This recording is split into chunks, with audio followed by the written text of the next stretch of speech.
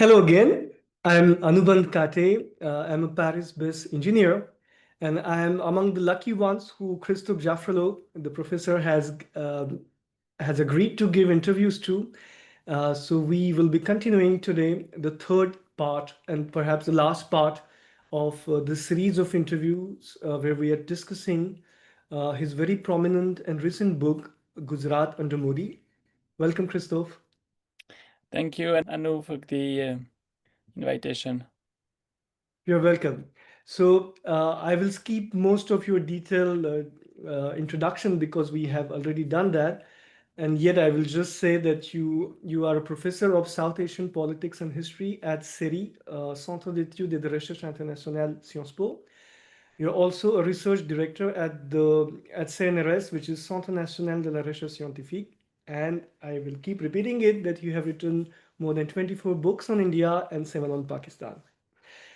Christophe, in this session, I would like us to focus on two very important events of the history of Gujarat, in a way, political history.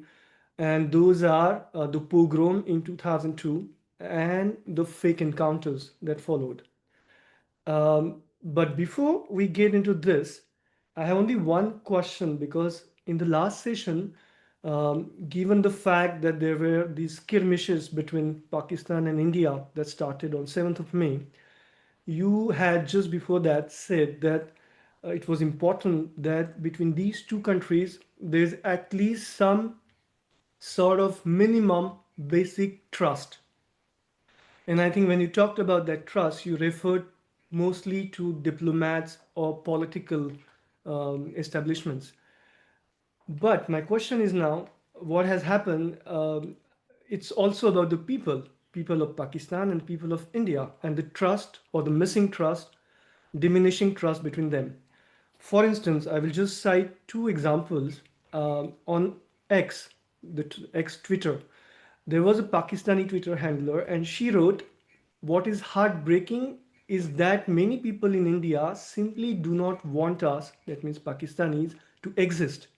They want us all dead." Second, the Pakistan Experience anchor Shehzad Giyas Sheikh said, "We can feel the hate that is coming from India. This is what Ziaul Haq had done to many Pakistanis.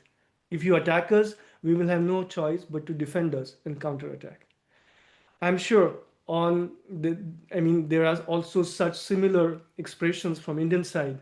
But how do you look at all this hate, how media projected, twisted realities, and they said they have attacked Karachi and even conquered Islamabad and Lahore and all that.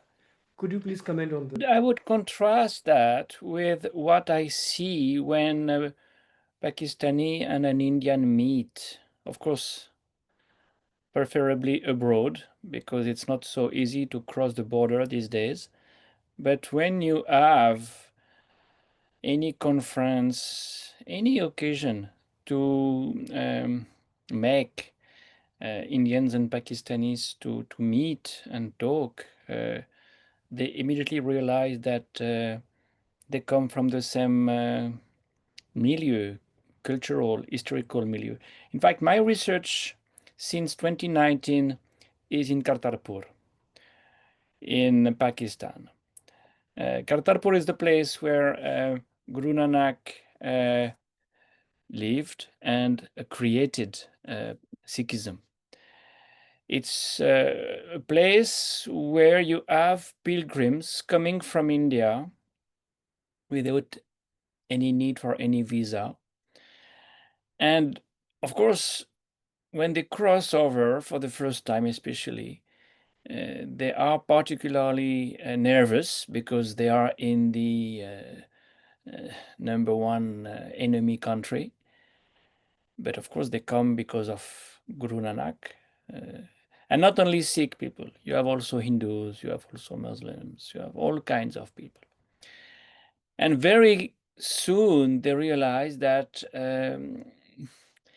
these Pakistanis, especially when they are Punjabis and when the Indians are also Punjabis, speak the same language, eat the same food, dress the same way, and therefore are of the same cultural background stock. And this is something that by the end of the day, they realize so much that they are really sad to leave so early. They would stay. Well, this is probably one of the reasons why it is so difficult to get a permit to cross over, because governments don't want this realization of the common identity, in fact, that is there in Hindustan, in the South Asian part of that is made of Pakistan and India. And it's the same thing on the Bengali side, of course. So I True. would certainly relativize these hate speeches, but I would certainly not underestimate their impact, especially because people can't cross over so often, can't meet the other so often. It's more and more difficult.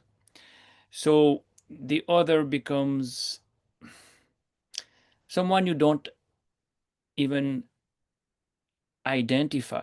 You have this kind of otherness that is particularly true among the young generation, because the generation that has experienced partition is vanishing. So those who have close links, family links, all kinds of links, are leaving the scene, and the new generations, if they never meet the other, can easily demonize him or her. And it's one of the jobs we have as academics to say that Absolutely.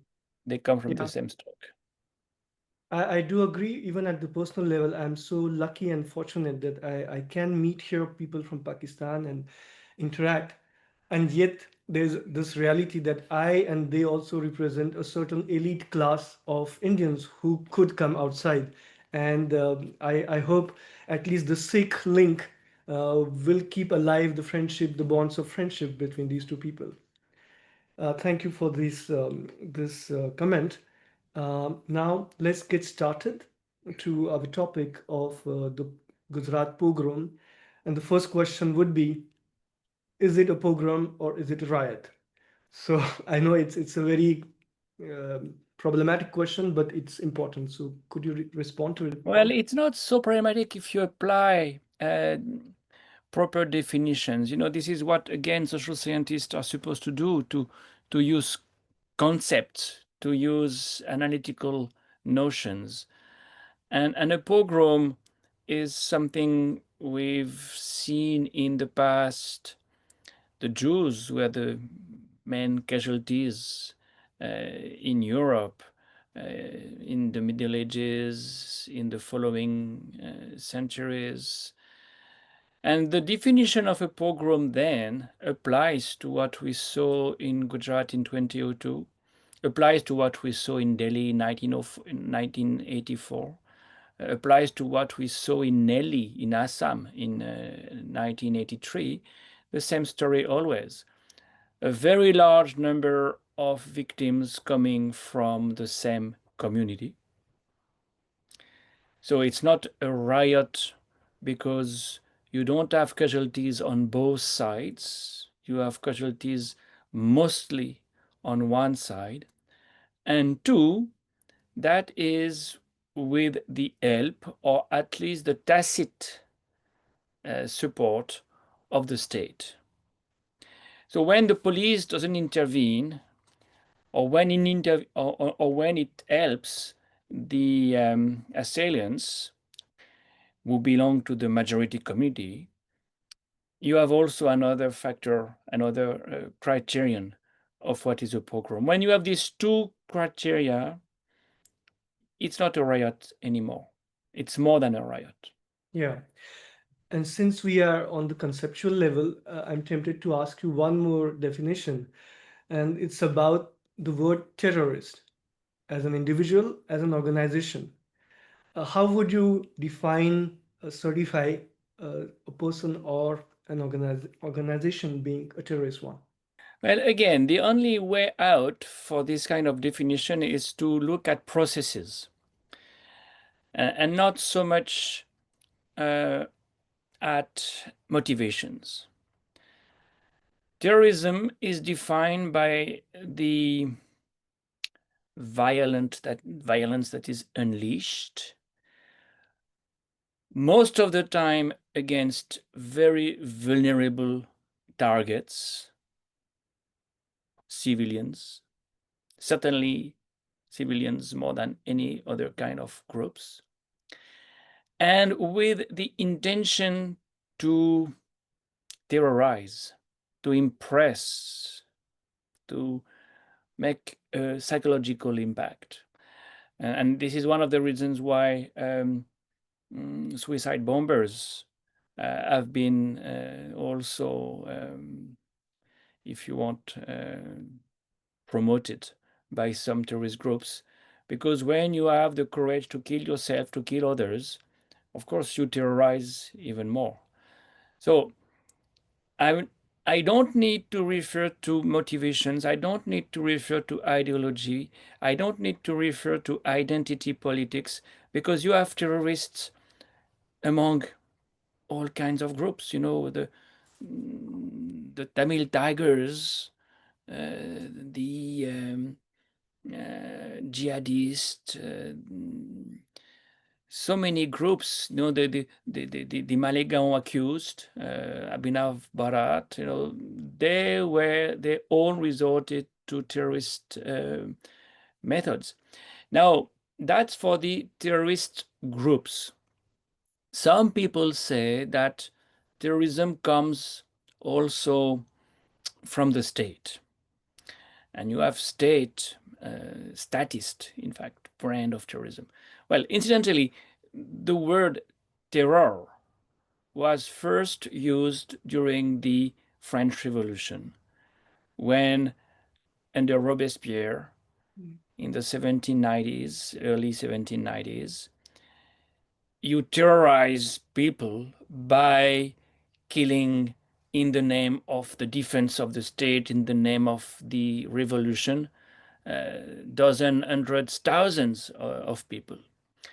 So you can also apply terrorism to state actions, but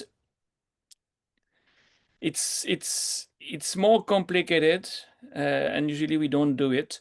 But certainly today you can consider that Israel's war against the people of Gaza are a form of terrorism.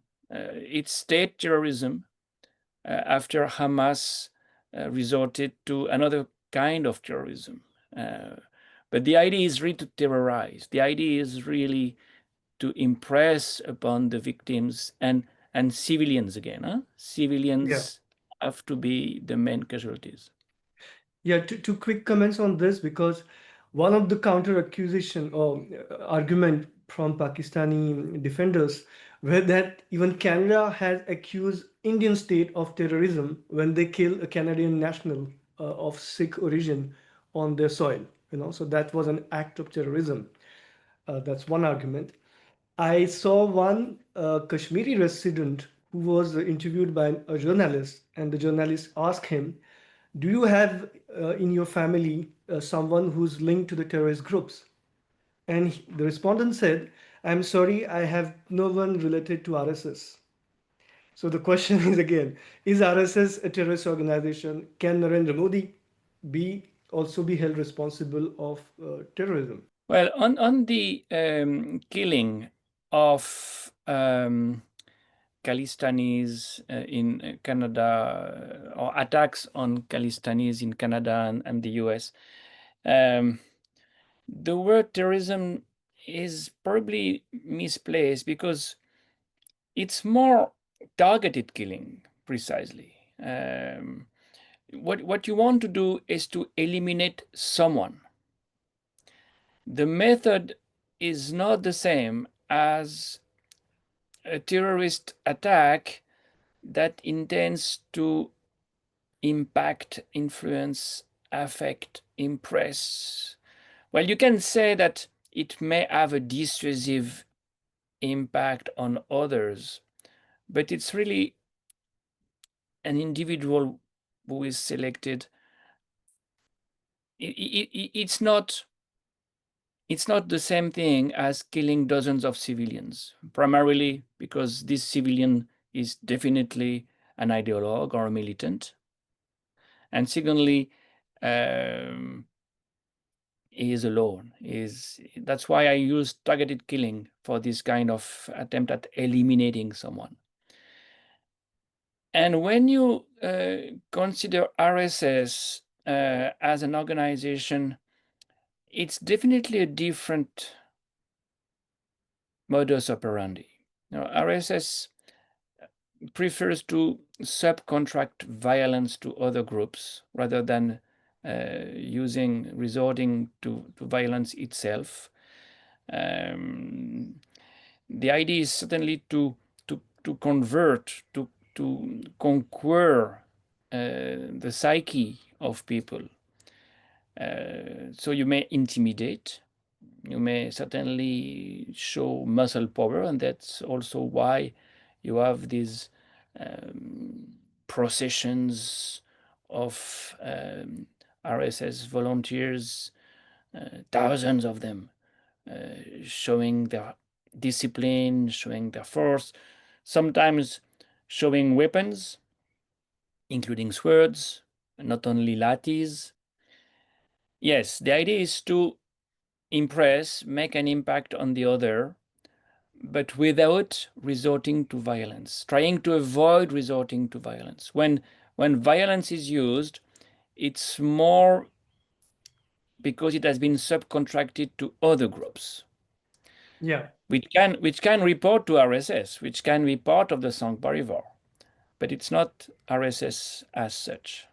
So the other affiliated groups could potentially be called as terrorist groups, but apparently not as directly RSS being a terrorist organization. This is what you are Yeah, and saying. when you look at terrorist groups, for instance, when you look at Abhinav Bharat has been accused by the CBI and the NIA of being responsible of half a dozen bomb blasts. That was their modus operandi.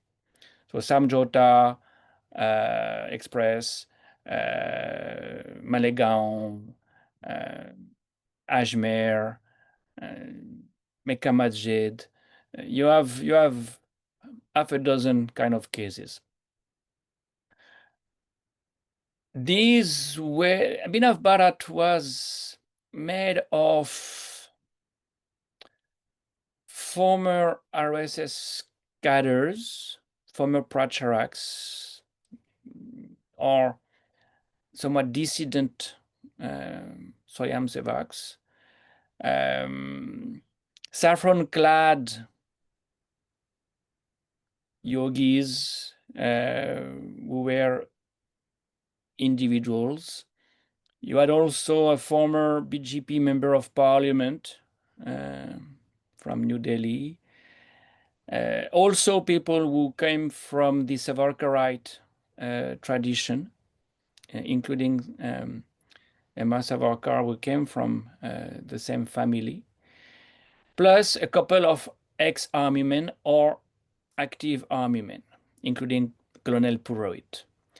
It was a very heteroclite kind of organization, and it's not easy to see a sense of direction when you look at their meetings. In fact, I was given the FRI that an Indian journalist could lay his hand on, and was too shy to use himself. So I could see the transcript of their meetings because all these meetings were recorded. I wrote a longish article in EPW on this. I don't know if it is still available online because, of course, censorship makes its own work. But I've used these sources to show how, yes, heterogeneous it was a kind of bricolage without any clear line of conduct. But this is not so exceptional. So many terrorist groups are made by amateurs. They are not necessarily very well disciplined and organized. So the main criterion I repeat, is using violence against very vulnerable civilians and try to make a very deep psychological impact on this community. That was Okay. it. That was it every time. Okay, thank you. Now let's get to the crux of the matter because we don't have much of the time left. One thing is about the burning of the Sabarmati Express, and that was an argument that was used by Narendra Modi as being the action reaction theory. Now, in your book, uh, there are different versions that of investigation that you treated, and you tried to dig in and look for the truth. So, to my audience, could you tell us what really, for you, is the most plausible version of things, of events that happened? It's very difficult to say what is the most plausible um, sequence of event. There are indeed different hypotheses. Either the fire started from inside, and that's one of the investigations results. It was not outsiders, but insiders. The problem was that there were outsiders, making it impossible for the people inside to leave the coaches. And the other hypothesis, of course, is attacks from outside with some bombs, incendiary bombs, which were responsible for that. What is the most important thing for me is not so much the sequence of events, but the interpretation you give to these events. And the main question there is, was it pre-planned or was it a more spontaneous action or reaction? There was certainly some attack, making it impossible for the insiders to leave the coaches or responsible for the attack itself. Now, the bureaucrat in charge of the district, when they arrived on the platform in the station of Godra, immediately considered that there was no evidence of any pre-planned action. And that makes Narendra Modi's attitude more suspicious because he attributed this attack to Pakistan, to even ISI-sponsored Pakistani assailants. And he was not the only one, in fact. BJP leaders, even in Delhi, did the same. And then it became a political question. So, and as a political scientist, I'm more interested in the way something that is still unexplained is used for political purpose. And the same conclusion comes from the fact that the corpses of the 56 people who died were taken to Ahmedabad, shown on TV ad nauseum, to make the needed impact in terms of polarization. The key word here is polarization. The idea is to polarize society for political aims, and it works. Yeah. It did work. I mean, what we know for sure and certain is the political exploitation of this event, because there are proofs of it given by Narendra Modi.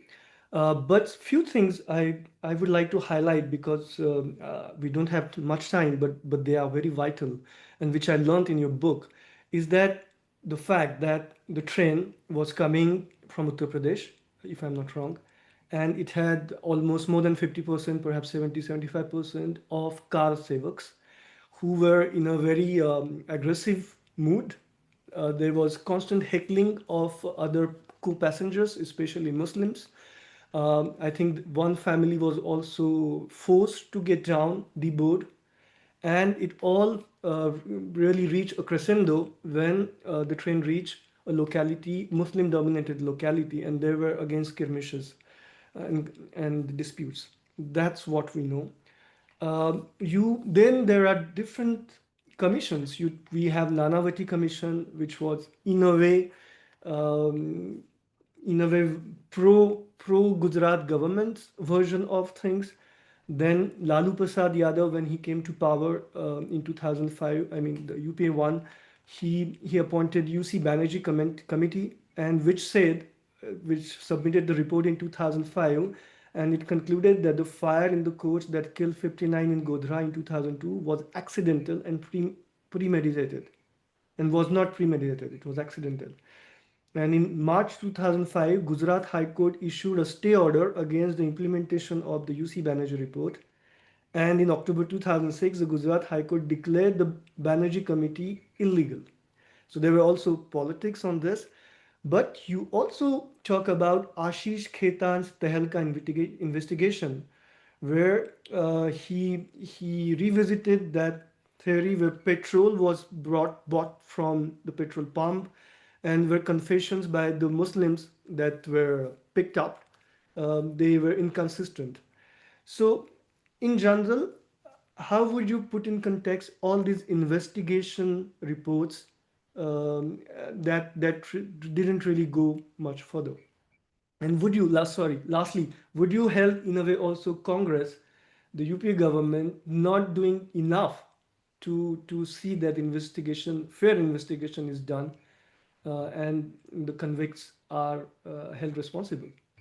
Well, police is a state subject, and even the Supreme Court could not avoid the making of an SIT where the Gujarat police was in charge largely. So, when the state judiciary, when the state police, when the state bureaucracy have been captured, it's not so easy in a federation like India to do much more. What the Supreme Court could have done, they could have asked the CBI to investigate. If there is one mistake somewhere, I think this is where it is. But it was not even sufficient. Finally, when the fake encounters issues became really prominent, CBI was asked to do the job. And Satish Verma was responsible for putting Amit Shah behind bars, and then he was not allowed to enter Gujarat for some time. But that was the peak.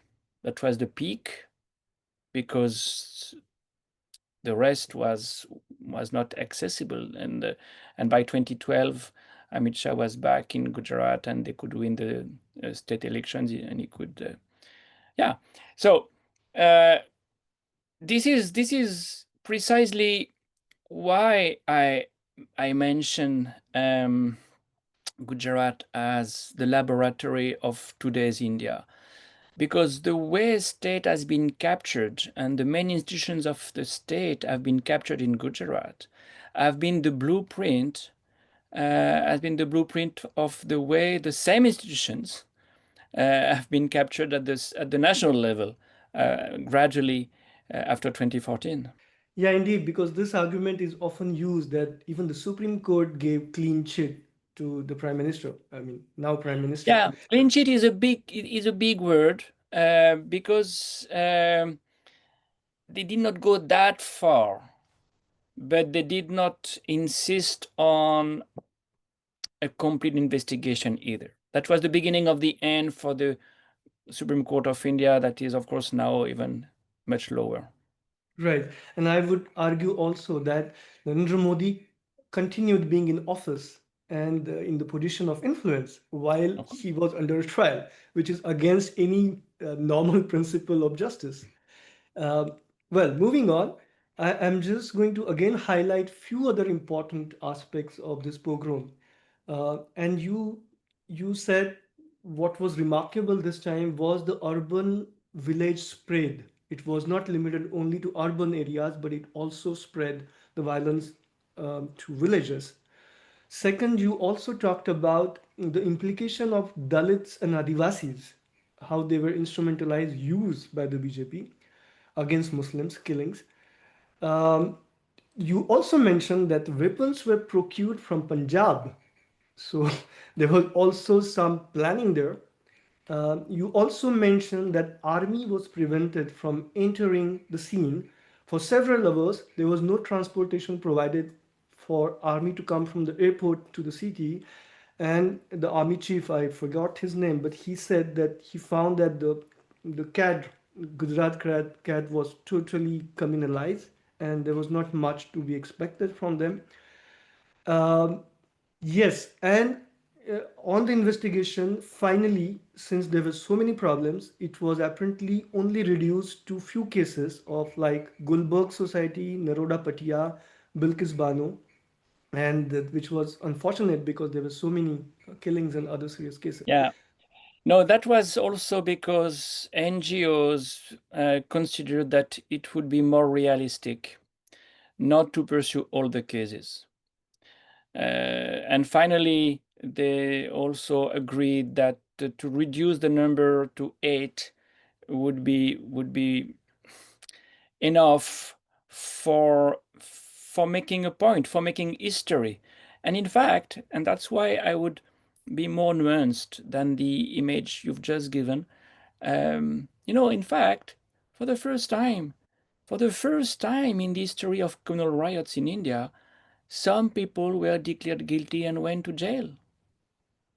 They were True. they were made free subsequently, but Babu Bajrangi, for instance, went to jail, and you had very courageous judges, women in many cases, who went to that extent. And similarly, what needs to be highlighted also is the role of the policemen who did their job properly. But some of them Yeah. are in jail now or on bail. Many of them are abroad.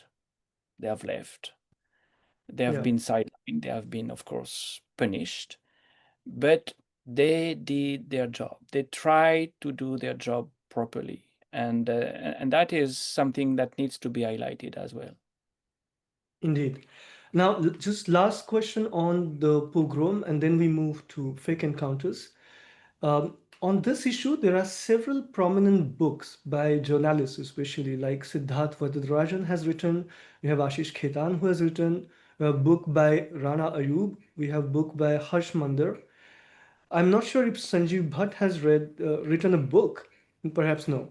But he has. So one question is, how do you look at these books? Are there any others that you would recommend? And the second question, and then yeah, would you like to respond No, that these first? these books are very well informed. The way they worked as journalists, and they or activists, because Arsh is an NGO man, and the others are journalists, excellent journalists, investigation journalists. Um, so the books are very rich, and I was able to use them. I was able to use interviews, but I never mentioned anyone because you don't want to put people in danger. But the kind of information you got in print there was first class because they are indeed very professional, competent journalists. What academics do is somewhat different. They do not only inform the way journalists inform the people. Academics try to interpret as well. Why has it happened? What is the reason? And the main reason, I repeat, was polarization. Because Narendra Modi, as soon as he could dissolve the state assembly, did it and tried to organize elections as soon as he could. The election commission came and said 150,000 people are in refugee camps. How can we organize elections? But L.K. Advani was deputy prime minister, was home minister, and he pushed, he insisted, and finally elections could take place. And that was the main reason why all these things happened. BJP could win these elections with a fascinating correlation that many of my colleagues doing electoral studies have highlighted. It is in the districts, in the constituencies where you've had the largest number of casualties that BJP won the largest number of seats. And this is polarization for electoral purposes. Indeed. Now, one last thing is about an article I stumbled upon today. It was in 2017 in India Today, where Sanjeev Bhatt, and I'm just going to read that few lines. Sanjeev Bhatt alleged that the young investigative journalist was forced into changing the script of her book for fear of getting shamed publicly for her amorous relationship with an IPS officer. He further says the young journalist, according to Bhatt, wrote a titillating and fanciful account of her journalistic exploits in Gujarat, but took exceptional care to gloss over the role of the then Chief Minister in engineering the Gujarat carnage. In return, the book was allowed to be published and publicized without any hindrance whatsoever. He said what could have been an end of the political road situation for the political duo, and I think it's Amit Shah and Modi that he's referring to, from Gujarat, an end of the journalistic road situation for the young investigative journalist became a win-win situation for both sides. If I'm not wrong, he's making reference to Rana Ayub. What do you think about I this? don't know. I have no idea. I usually don't go into these personal vendettas, really. I'm not interested in this kind of Okay, never mind. polemical I issue. understand. Yeah. Now let's get started with the fake encounters which took place after the riots. And there are many, many cases. And I propose to share my screen. I have picked few cases just to show you a summary. So I summarized them, and I later would request your comments on these or some other in general about these cases. So we have Samir Khan, Qasam Zafar, Haji Ismail, then Sadiq Jamal, Ishrat Jahan, Shahrabuddin Sheikh. That was an extortion cases against him. Sorry. Tulsiram Prajapati, he was part of the Shahrabuddin's racket and witnessed his killing as well. Those who want to know the details can definitely read the book.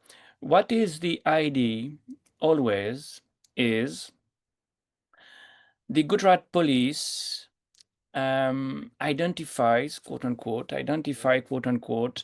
um, terrorists coming from Pakistan or supported by some Pakistan-based organization like Lashkar-e-Taiba or Jaish-e-Mohammed, and declares that these people have come to murder Narendra Modi.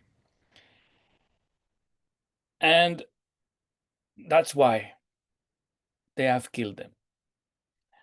What the postmortem have shown in many cases is that they were not killed in the back while they were running away.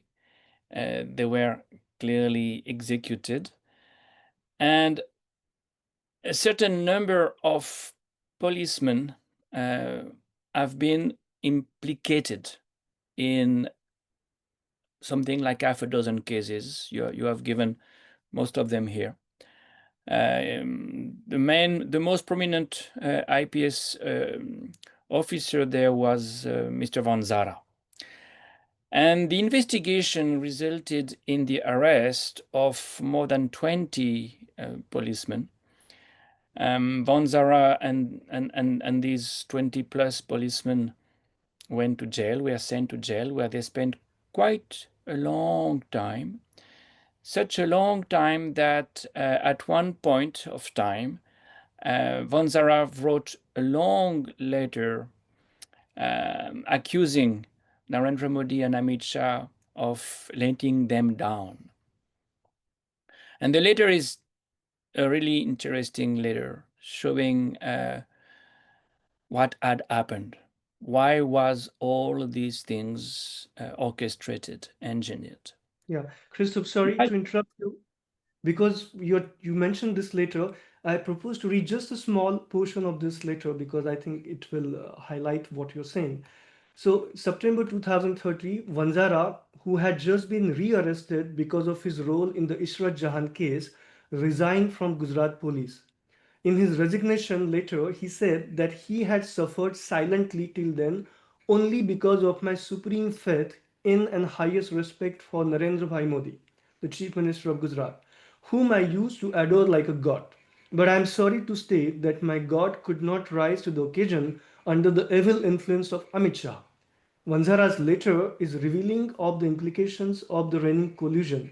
He said that he assumed that mutual protection and reciprocal assistance was the unwritten law between police and government in such cases.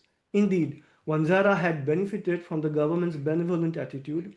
In only 5 years, from 2002 to 2007, he was promoted from Deputy Commissioner of Police in the crime branch of Ahmedabad city to Deputy Inspector General of Police in Anti-Terrorism Squad, Ahmedabad, and then Deputy Inspector General of Police, Border Range, Kutch Bhuj. Yeah. Yeah. So you see, again, as a political scientist, there are two things I'm very much interested in there. One, of course, is the motivation of the policeman. And the motivation of the policeman may well be to please the masters, the political masters, to get promotion. They may even, on their own, decide to be very zealous and anticipate on expectations of the politicians that they may not have, these politicians. But that's for the policeman side, and not too complicated to understand, really. Now, on the politician side, why would they do that? Why would they orchestrate fake encounters? What is the objective? Well, the objective might well have been what we call politics of fear. And that's a concept we use in political science. Politics of fear mean you try to propagate a sentiment of vulnerability, a sentiment of fear, because if people are fearful, if people feel vulnerable, then they need even more urgently a protector, a savior, a strong man, a chowkidar, to use a word that will come back. But that was there in Gujarat already. The idea that Modi was the chowkidar of Gujarat was already there in the years 2010, 2009, 2010. So you have this orchestration of fake encounters for cultivating a sentiment of fear, a politics of fear, that in fact has the same result as the pogrom, polarization. The idea is constantly to show that there is a threat, and in reaction to this threat, the government is doing the right thing. So, in general, the attitude we see is punishing the honest policeman, rewarding the complicit. So that's the incentive. and you also had instances of fixing the judiciary. But now I have made a list of prominent politicians who were accused in this all these fake encounters. So of course we start with Narendra Modi, the chief minister. He was petitioned by Zakira Jafri. Then we have Amit Shah. He was the home minister. He was accused of fake encounters, also in extortion racket, involvement of Shohrabuddin, senior police officer Abhay Chaudhasana. Amit Shah was arrested in 2010. We have Maya Kodnani. She was an MLA. She fired with her pistol, instigated the mob during the pogrom, and she was sentenced to 28 years in prison in 2012. Since we're talking about politicians, I just would like to also take names of two Congress politicians. There's Arjun Modhwadia and Shakti Singh Gohli that you mentioned in the book, who constantly raise questions and criticize the government over the handling of fake encounters and the pogrom. Yeah, no, certainly the opposition party did its job, but and NGO people did it too. I mean, there was a constant um, investigation by not only NGO people but journalists. In fact, we know about the Sohrabuddin story because of a journalist who resisted all kinds of intimidation and of course policemen. I've mentioned Satish Verma. He was certainly a very important one. Yes, Prashant Dayal is the man I wanted to I referred to. Yeah, since you mentioned journalists, I am sharing the Yeah, yeah, slide. yeah. Prashant Dayal is the one who did it in the case of the fake encounters. The others dealt more with the pogrom, and Yeah. uh, and yes, NGO activists also played a major role in all Yeah, this. so we have Ashish Khetan there, Siddharth Varadarajan, Rana Ayub, and Prashant Dayal that he talked. I also made a small list of NGOs that were involved. So we have Citizens for Peace and Justice, Anhad Act for Harmony and Democracy, Janavikas, and the activists, you have Tista Setalwat, Harsh Mandar, Shabnam Hashmi, Gagan Sethi, Father Cedric Prakash, Mukul Sinha, Shiva Vishwanathan, who along with R.K. Raghavan, they wrote to SIT chairman. We have Mallika Sarabhai, Javed Akhtar, B.G. Verghese, and perhaps I have forgotten any other, some more. Is this Yeah. a fair list? No, no, this is a great list. I prefer not to expose the others. Okay, no, never mind. And I have also compiled the role of RSS VHP ideologues and activists who were either accused or involved in this. This is now again, I'm going back to the pogrom. So we have Praveen Togadia, VHP leader, Babu Bajrangi, of course, I would like to talk about Babu Bajrangi a bit because he was, as you mentioned, that the BJP is not a homogeneous family as it is made out to us. There are tensions, and at that time there were tensions between Narendra Modi and VHP, between Togadia, and to the extent that apparently the Gujarat government went against cancellation of the conviction of Babu Bajrangi, right? So that speaks for it. Today he's out of jail, I think. Yeah. Next, yeah.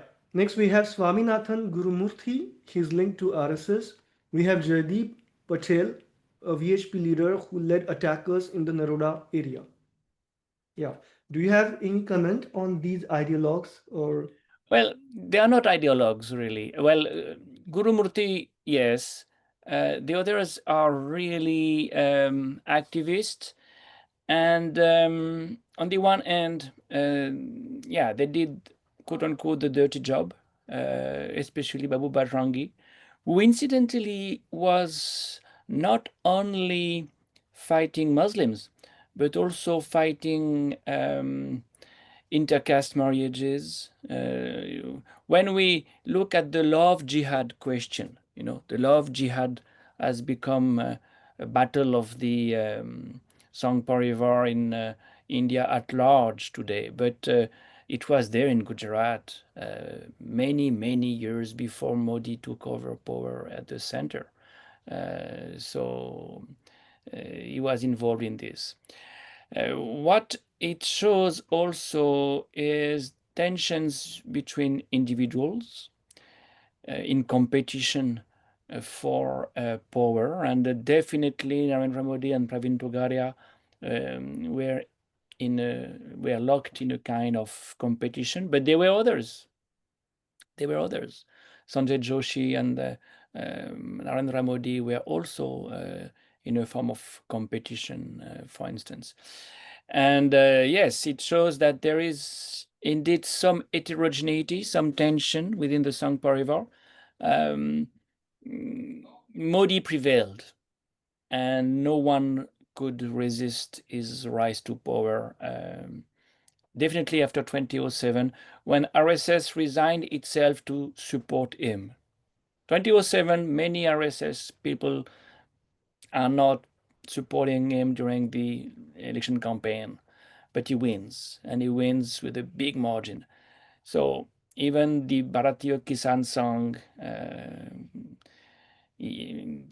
which was an organization that had fought against Narendra Modi, became redundant. And after that, there is no real opposition left within the Sangh Parivar, except Keshubhai Patel. Keshubhai Patel will try to win power within the BJP, and of course he will be marginalized. One more instance of this rivalry, and it's perhaps is unbelievable, but it's true, is the fact that you mentioned that Narendra Modi, in allegedly an anti-encroachment drive, uh, destroyed more than 100 temples in Gujarat because to score points against VHP, and he was also accused by the VHP leaders of being anti-Hindu. So that perhaps is it's very difficult to believe today. Moving on, we just have next 3 minutes left, as you had promised me, but I would like to take few names of the 2002 pogrom and fake encounter accused police officers, because as you know, Christoph, not many of these police officers have been booked, have had a fair trial, and many of them are acquitted. So at least through this book that you've written, it's important that we highlight those names, and I'm just going to read those, and then also some other committed police officers, and then perhaps we will stop. So there's KM Waghela, Inspector, Tarun Barot, Inspector. I don't remember now, but they had worked with Ketan Tirodkar, Mumbai journalist, based journalist. Um, we have J.G. Parmar, Inspector, Noel Parmar, Police Officer, P.B. Gondia, Police Officer. We have Ramesh Patel, Police Officer. There is Rajendra Kumar, Joint Director of the Central Intelligence Bureau in Gujarat, IB officer, accused in Ishrat Jahan case by CBI. We have Abhay Chaudhasama, Senior Police Officer, extortion case with Amit Shah and Shohrabuddin. We have Ashish Bhatia, former Additional Commissioner of Police in Surat, SIT appointment. You have Shivananda Jha, former Additional Commissioner of Police, Ahmedabad, Home Secretary, SIT appointment. You have KG Erda, Police Officer in charge of Gulberg Society area. Later, Vanzara that you mentioned, DG Vanzara, Chief of Detection of Crime Branch, Anti-Terrorist Squad Chief, PP Pandey, Chief of Crime Branch, Narendra K. Amin, Vanzara's Deputy, JG Parmar, Inspector, you have M.K. Tandon, Police Officer, you have K.K. Mysurwala, Police Inspector in charge of Naroda Patia area, Rakesh Asthana, part of SIT, became Additional Director of CBI in 2016. You have Y.C. Modi, probed Modi's role in Gujarat riots, appointed by SIT, investigated the murder of Haren Pandya, became Additional CBI Director in 2015. Pravin Sinha, Gujarati CAD of 1988 batch, became CBI Acting Director in 2021. GL Singhal, Assistant Commissioner of Police in Crime Branch, Chakraborty, DGP accused in Samir Khan fake encounter along with Amit Shah. And last, slide is about the committed police officers. You have RB Sri Kumar. He has the complete list of IPS cadres who were complicit, the access and closeness they enjoyed with Amit Shah and Modi. Satish Verma, SIT member, investigated fake encounters, accused other SIT members of not allowing the probe to be done in an unbiased way. You have Geeta Zohri. She was Inspector General, Gujarat's first female officer, part of CID. Her report mentioned the collision of the state government in the form of Sri Amit Shah's Minister of State for Home uh, and said that this case makes a complete mockery of the rule of law and is perhaps an example of involvement of the state government in a major crime. She pointed out the collision between politicians, criminals, and policemen. But her appointment later in the special investigative team was criticized. Sanjeev Bhatt, we talked about him, senior police officer, he gave statement against Narendra Modi, mentioned about the infamous meeting held on 27th February 2002 at Modi's residence. Tirth Raj, inspector of police who investigated Samir Khan case. Rahul Sharma, superintendent of police, submitted series of conversations to the Nanavati Commission and the commission did not ask for it, surprisingly. Earlier in April 2002, he was Deputy Commissioner of Police. SP Tamang, Metropolitan Magistrate, Rajneesh Rai, Deputy Inspector General, DIG, investigated fake encounters in charge of arresting DG Vanzara. Sorry for this long list, but I think it was important. Your comments, please. Well, for those who want to know more, the book is there with all the details and the sources. It shows that everything was accessible. The book is based only on open sources. There is absolutely no confidential document, and when they are cited in extenso for being fully accessible. And this is what I found so interesting, because when in 2013 the book was submitted to the publisher, that was not publishable in spite of everything already in the public domain. So what I think it would be interesting to understand is how is a story like Modi's Gujarat perceived by the Gujaratis in the first place and beyond Gujarat retrospectively? What kind of moment of the Indian history this is? And why is it obliterated in such an effective manner? I think the next generation will not even know about half of what you have said today. No, there is a That's why book. your work is so precious. Yeah, exactly. Books are for that, archives. Yeah. No, Indeed. this is a book that echoes a book by a Pakistani colleague, KK Aziz. The title of his book was Murder of History. How history is erased. Well, precisely, we do books for understanding, for interpreting, for analyzing, but also for not forgetting, for remembering. And that's one of the other jobs of academics. Indeed. Christophe, there are lots of other questions I had, but I leave that to the audience to discover their answers on their own in the book, which is a great read. Once again, I thank you a lot for doing this with me, this discussion, because writing a book, reading it is a different experience. And when you have the author discussing it with you, I'm really lucky that you repose your confidence in me and for sharing your time. I thank you. I hope we will get many more such occasions. Thank you, Christophe. Thank you, Anu. Thanks a lot.